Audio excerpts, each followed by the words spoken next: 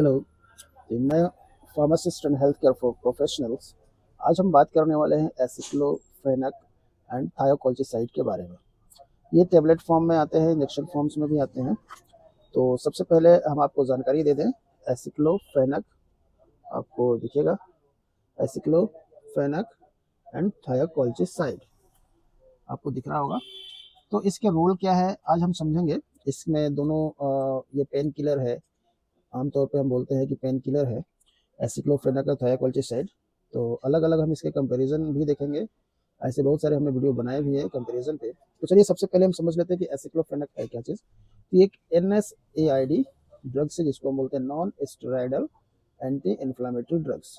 इसका मुख्य काम क्या है? तो दर्द और सूजन के इलाज के लिए बेहतर होता है, जैसे कि घुटनों या जोड़ों का घिसना जिसको हम बोलते हैं ऑस्टियोआर्थराइटिस में काम आता है। उसके साथ सूजन वाली गठिया जिसको हम रोमेटॉइड अर्थराइटिस बोलते हैं, उसके साथ और रीढ़ की हड्डी में सूजन। तो ये सब उसमें काम आते हैं। इसका सबसे जो इम्पोर्टेंट चीज़ होता है कि ये हमारे बॉडी में जाके करता क्या है, कौन सा काम करता है इसमें, तो उसको बोलते हैं मैकेनिज्म ऑफ एक्शन या मोड ऑफ एक्शन। ये हमारे बॉडी में जो कॉक्स 1 और कॉक्स 2 एंजाइम्स होता है, तो कॉक्स 1 और कॉक्स 2 एंजाइम्स को इनहिबिट कर देता है। कौन सा? एसिक्लोफेनक। और कॉक्स 1 और कॉक्स 2 एंजाइम क्या करता है, क्या करता था? तो वो करता क्या था कि प्रोस्टाग्लैंडिन जो है केमिकल रिलीज करता था, केमिकल का निर्माण करता था कॉक्स 1 और कॉक्स 2। तो ये जो एसिक्लोफेनक है इसने क्या किया कि कॉक्स 1 और कॉक्स 2 एंजाइम को ही बंद कर दिया, इनहिबिट कर दिया, और जिससे प्रोस्टाग्लैंडिन जो केमिकल्स है उसका निर्माण कम हो जाता है। अब प्रोस्टाग्लैंडिन क्या चीज़ है? तो प्रोस्टाग्लैंडिन ही वो केमिकल है जो दर्द और सूजन का कारण बनता है, जिम्मेदार होता है। तो इतनी बात समझ में आ गई कि ये यही करता है कि एसिक्लोफेनक आपको समझ में आ गया, जिसके परिणाम स्वरूप जब प्रोस्टाग्लैंडिन बनना कम हो जाएगा तो दर्द और सूजन अपने आप खत्म हो जाएगा।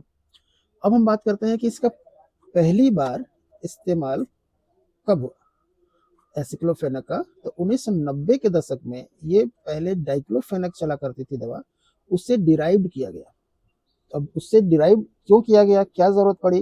तो जरूरत इसलिए पड़ी, डाइक्लोफेनक आज भी चलती है, लेकिन डाइक्लोफेनक पेट को अपसेट ज्यादा करता है, पेट को पर असर डालता है। तो उससे डिराइव किया गया एसिक्लोफेनक ताकि पेट पे असर कम पड़े।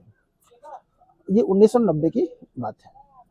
अब आता है कि इसका ऑफ लेवल यूज क्या होता है। तो ऑफ लेवल यूज हम ऐसे समझते हैं कि ऑफ लेवल यूज होता क्या है, ऐसे उपयोग जिनके लिए दवा आधिकारिक तौर पर स्वीकृत नहीं है, लेकिन चिकित्सक के प्रयोग से ये सिद्ध होता है। चिकित्सा जो डॉक्टर्स होते हैं वो इसका प्रयोग करते हैं और वो पाते हैं कि रिजल्ट मिल रहा है, फिर बाद में वो अप्रूव किया जाता है उस बीमारी के लिए। तो इसको बोलते हैं ऑफ लेवल यूज। अब बात करते हैं कि ऑफ लेवल यूज, जैसे कि पीठ दर्द हो रहा हो उसमें देते हैं, सर्जरी के बाद का दर्द हो रहा है या दांतों का दर्द है उसमें भी दिया जाता है। एसिक्लोफेनक का ये काम है। अब हम इसमें जो दूसरा साल्ट है वो है थायोकोल्चिसाइड। अब थायोकोल्चिसाइड क्या चीज है? तो थायोकोल्चिसाइड और एसिक्लोफेनक में थोड़ा सा डिफरेंस ये है कि ये मांसपेशियों को आराम देने वाली दवा होती है जिसको हम बोलते हैं मसल्स रिलैक्सेंट। अब मांसपेशी का मुख्य उपयोग थायोकोल्चिसाइड का, तो मांसपेशियों में अकड़न या खिंचाव के कारण होने वाले दर्द में, जैसे कमर दर्द होना, साइटिका का दर्द होना, मांसपेशियों से जुड़ी चोट या सूजन में सूजन होना, तो ये इसके काम है। अब ये काम क्या करता है, यानी कि मैकेनिज्म ऑफ एक्शन क्या है थायोकोल्चिसाइड का।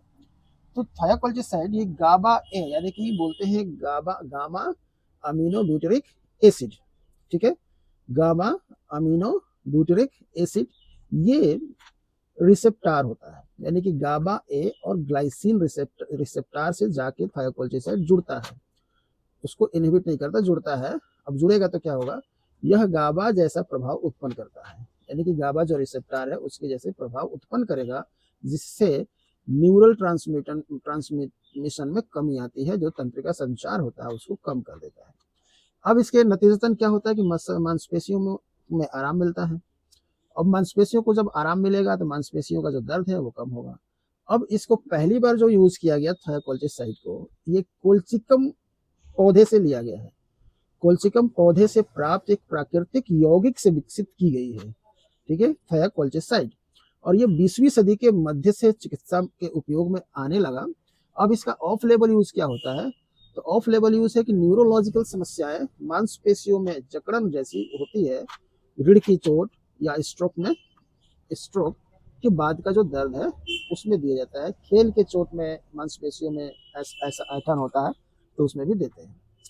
अब हम बात करते हैं कि कंबाइंड क्या है, जैसे कि एसिक्लोफेनक और थायोकोल्चिसाइड का कंपोजिशन या कॉम्बिनेशन में जो आता है तो उसका उपयोग मांसपेशियों और दर्द और सूजन वाली समस्याओं में, सर्वाइकल स्पॉन्डिलाइटिस में, है ना, इसमें इसका यूज किया जाता है। लंबर स्पॉन्डिलाइटिस में यूज किया जाता है, मांसपेशियों में ऐठन या सूजन होती है। ठीक है, कि दोनों मांसपेशियों की जकड़न और दर्द, इससे अब दर्द इसमें थोड़ा एसिक्लोफेनक जो एंटीपायरेटिक का भी काम करता है, जिसकी वजह से पैरासीटामॉल के साथ भी आता है। तो ये रहा आपका जो है। अब इसके कुछ मुख्य जो ब्रांड होते हैं, जैसे कि पॉपुलर जो ब्रांड है, मायोस्पाज्म फोर्ट है, जीरोडाल टीएच है, मूवेक्स प्लस है, डायनापार टीएच है, थायो एसी है। तो ये अलग अलग नाम से अलग अलग कंपनियां बनाती हैं। ठीक।